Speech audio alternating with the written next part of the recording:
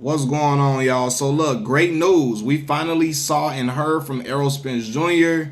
Since his absolutely horrific and terrifying car accident. Like, if y'all saw the footage of that car accident, you wouldn't have told me that Errol Spence Jr. would have made it out without any broken bones, man. It's a miracle that he didn't take any significant damage, right? Just lost some teeth, had some facial lacerations and things like that, right?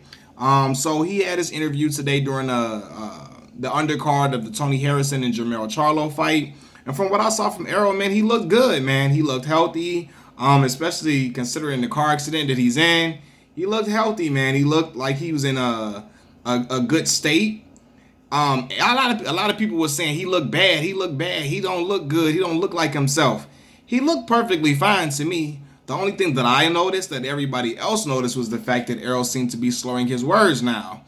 He seemed to be slurring. Now, some people feel like, and I heard people saying, oh, he's drunk. He's drunk right now. He's drunk at the fight. He's still drinking. And that is just wishful thinking on the part of Errol Spence haters.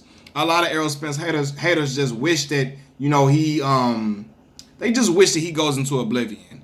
They wish a lot of negativity on his life, and a lot of them were happy to find. Believe it or not, when people found out that Errol was still living, a lot of people were hoping and wishing and praying that he would never come back again, praying that he would never even be in fight condition, that he would never even be able to be cleared to step into a ring.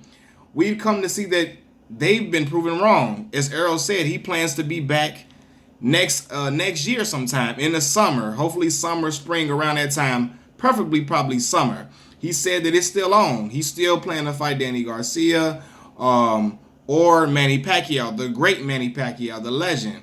When asked about Bud Crawford, he said he willing to fight Bud as well.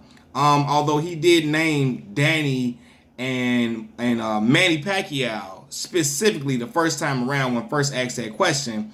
And again, I think that's dealing with that is due to the fact that they're both on the PBC side of things. But yeah, people like he looked drunk, he looked bad, and he don't look drunk at all. I think the slurring is attributed to the fact that he has new teeth in his mouth, right? He had dental work done. We all saw the fact that, he had lost several teeth. He had to get teeth fixed and new teeth put in his mouth. He has a new grill in his mouth, and I think he has to get adjusted with talking with that new grill. So he's gonna sound different, man. He's gonna sound different. A lot of y'all just hoping and wishing that he's drunk and he's punch drunk and he not the same and all this and all of that. Cause a lot of y'all just negative people. Y'all just wishing and praying on that young man's downfall. But the way Errol was sounding, the words that was coming out of his mouth and his demeanor, he still seems confident as ever. Like he still seemed confident and still seemed like he ready for war. Me personally, I still would like to see Errol have a tune-up fight first, and then go into a Danny Garcia or Manny Pacquiao bout after that, and then hopefully follow that up with a Terrence Crawford matchup. I just think he needs to have a tune-up fight just to make sure everything is still right with him. He's still 100%, and he's still the same guy that he was in the ring before this car crash, right? But yeah, man, he still sounds confident, and that's what I like to hear from Errol. But as far as the slurred speech, man, it could be, I'm thinking it's due to the fact that he got a new grill in his mouth, new teeth, got to get adjusted to talking correctly. He sounds like somebody that talk, when people got a grill in their mouth. I've heard people talk like that really got a grill in their mouth when they wearing one of the grills like the Texas boys used to do. Or it also could be due to some medication or something like that he's currently taking. Who knows, man? But hey, I heard he said he's been back in the gym for about a week now, and I'm hoping that everything works out in his favor, man. I'm a huge Errol Spence Jr. fan. He came out and thanked the fans for supporting him during his time of when he was out and down. He appreciated that. He said it was a miracle from God. It had to be a miracle from God.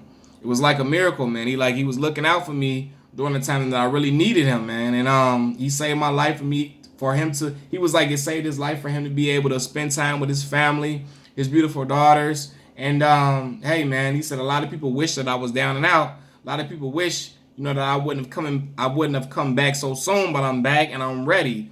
And that sound good, man. It sound great. Sound like he's ready for action, and he's beating his chest like he still want all the smoke, man. And but I just want him to take a tune-up fight to make sure that everything is the same, man. He still got his equilibrium. Everything's still good. Following that accident, man. But again, a lot of people were wishing on Errol's downfall. You even had former fighters antagonizing Errol. Like Tim Bradley's clown ass. Like I for real. Tim get on my damn nerves. He a clown. At a time when people didn't even know what was going on with Errol, because like a week ago, Bob Arum was saying I'm hearing that Errol Spence may never fight again. He not ready to go at all, and he may never even step in the ring again. So people, just last week, people didn't even know what was going on with him.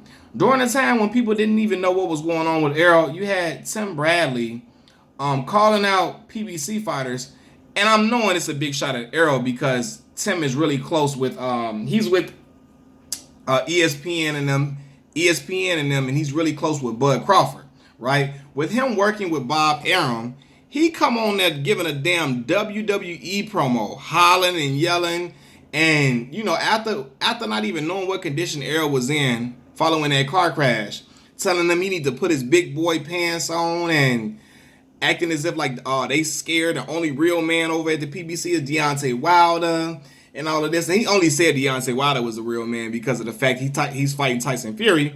But let's be real, people love to pull out the fact that hey, why this other side of the street nonsense is false because Tyson Fury is fighting Deontay Wilder, and they both on two different networks. Tyson Fury's with ESPN and Deontay's with PBC. However, their first fight happened before Tyson Fury even signed with ESPN, and he signed with ESPN under the condition that second fight was already in the works before he even signed with ESPN. And he already signed with them under the condition that they was going to make that fight happen. That was the only way he was going to sign with them because that fight made itself due to the controversy in the first fight. So that first fight happened before Tyson Fury got to ESPN, and the second fight, was selling itself. He forced their hand to do that to get him to sign to ESPN. But anyway, yeah, like Tim Bradley coming on that call, like that was so damn unprofessional. Him being a former fighter doing all of that, like he a former fighter calling out other fighters while he is no longer fighting is crazy to me, especially in that unprofessional manner. You're a commentator, brother. You're a commentator, and you're not a good commentator at that. Tim Bradley is horrible. Like his voice is just so irritating. Seriously doing commentary, I'd be like, damn, Tim gotta shut up, man.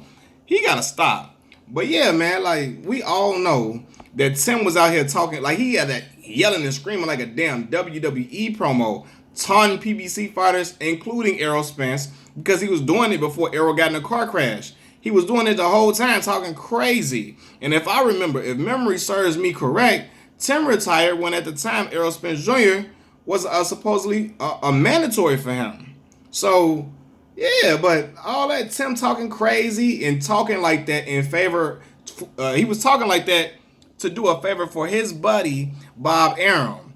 Doing a favor for his buddy, Bob Arum. Talking crazy about Errol. Didn't even know what condition Errol in. He said at PBC fighters in general, but we all know that was a shot at Errol for his boy, Terrence Bud Crawford. And Bud is an excellent fighter. I'm a fan of Bud's fighting abilities, man. But I just thought that was just so clowned out how Tim Bradley came across, man. So, I don't know, man. For him to be talking like that as a commentator, Tim Bradley, I'm like, fam, you don't even need to be calling no fights if a PBC guy fights Bud, because it's obviously you gonna be biased towards Bud the whole time. Like Bud could be losing, and Tim probably gonna make the world think Bud is winning every round because he biased in favor of his homeboy. Like it is what it is, man. But yeah, like I'm just glad that Errol is back. He seems to be confident still. He still seems to be talking like, hey, I'm still a big fish. I'm still a shark. I'm still a big fish in the pond. He said he still is the best welterweight out there. And he's out to prove it. And I'm excited, y'all. I'm rubbing my hands like Birdman, for real. For real, for real.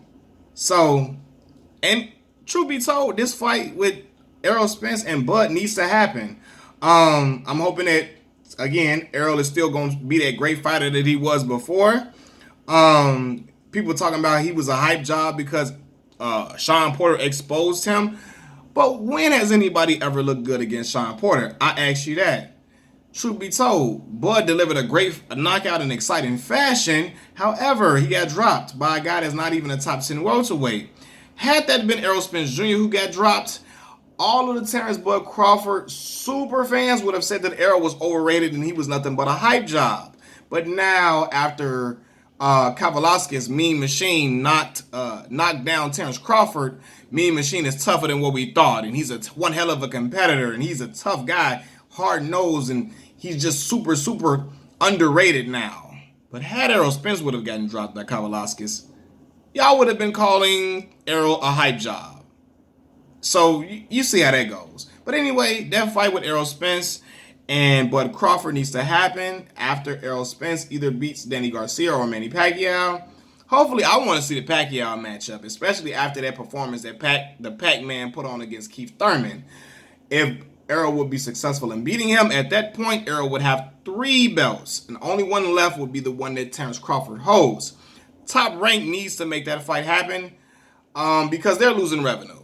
It's very clear they're losing revenue. They have no other big welterweight over there except Bud is the only thing that they have as far as the welterweight, the 147 division goes. They can't make big fights. Well, you see it, since Bud ain't had a big fight yet, so the big money they paid Bud is not coming back to them. So they need to get that revenue back. They need to generate that revenue by having Errol fight Bud so they can bring in all the big time bread, right? So, they need to make that happen immediately. Not immediately, immediately, right? But yeah, I'm just tired of so many Top Rank, ESPN boxing commentators was trying to just publicly shame Errol. A lot of these, just clowns, just talking bad about his car accident and calling them all type of crazy names and being extremely disrespectful, calling them a drunk. But I ask y'all this. All of you Errol Spence haters, were you calling Tyson Fury a crackhead when he was doing them drugs? Were you calling him all type of other names, a junkie or whatever, when he was on that booger sugar? I wonder, man, because I don't think so. I don't think so. But yeah, Top Rank has no other fighters for Bud to fight at all. So I guess Tim felt like disrespecting Errol and other PBC guys will get Bud that big fight. Nonetheless, man, I ain't like that when Tim was talking crazy about Errol. Thought that shit was clown out. Tim got a lot of clown in him anyway. Always talking crazy cash noise and you commentating now. Relax, brother. But Tim's so damn happy to have a job commentating. He don't know what to do. He just happy he getting paid. He just happy he just got a job commentating. He's still getting paid. That's why he be going so hard disrespecting fighters on PBC side in favor of Bob Arum, on Bob Arum's behalf, man. But again, man, all this talk, negativity surrounding people trying to throw salt at Errol and he drunk right now and all of this and all of that. The man got a new set of choppers in his mouth. I believe it's due to him talking slurred. It's due to him learning how to talk with new teeth in his mouth. And some people feel like it may be medication that he's taking after the car accident. I happen to believe it's all about him learning how to talk with new teeth in his mouth. I don't think his representatives would send him on national TV following an horrific accident like that if he was under the influence or so on and so forth. I don't think they would even allow that to even go down, especially after all the negative publicity from the car accident, man. But yeah, man, I'm excited to see what the future holds for Mr. Errol Spence Jr. Machiavelli Mills TV. Peace.